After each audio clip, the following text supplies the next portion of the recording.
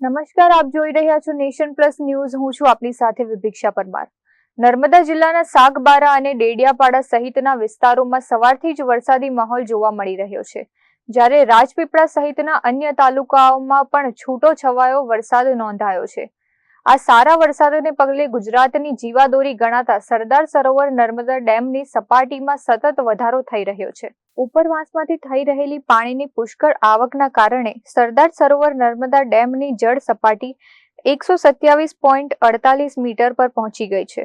નર્મદા ડેમની મહત્તમ સપાટી 137.68 મીટર છે, ત્યારે છેલ્લા 24 કલાકમાં જ ડેમની પાણીની સપાટીમાં 25 સેન્ટીમીટરનો નોંધપાત્ર વધારો થયો છે. હાલમાં ઉપરવાસમાંથી ડેમમાં 38,760 ક્યુસેક પાણીની પ્રચંડ આવક થઈ રહી છે, જેની સામે કેનાલ મારફતે 16,132 ક્યુસેક પાણીની જાવક નોંધાઈ રહી છે.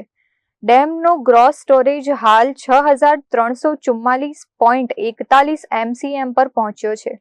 પાણીની આ જંગી આવકને પગલે નર્મદા ડેમ ખાતે આવેલા કેનાલ હેડ પાવર હાઉસના તમામ પાવર હાઉસના યુનિટો કાર્યરત કરી દેવામાં આવ્યા છે. પાવર હાઉસ ચાલુ થતાં જ મોટા પાયે જળ વીજળીનું ઉત્પાદન પણ શરૂ થઈ ચૂક્યું છે. ડેમમાં પાણીની સપાટી વધતા આગામી સમયમાં સિંચાઈ અને પીવાના પાણીની સમસ્યા મહદ અંશે હલ થઈ જશે તેમ માનવામાં આવી રહ્યું છે. તંત્ર દ્વારા ડેમની સપાટી પર સતત દેખરેખ રાખવામાં આવી રહી છે.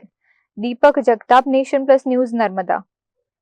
સમાચારોના સતત અપડેટ મેળવવા માટે અમારી નેશન પ્લસ ન્યૂઝની યુટ્યુબ ચેનલને સબસ્ક્રાઇબ કરો, બેલ આઇકન દબાવો અને જોડાયેલા રહો ફેસબુક, ઇન્સ્ટાગ્રામ અને ટ્વિટર પર.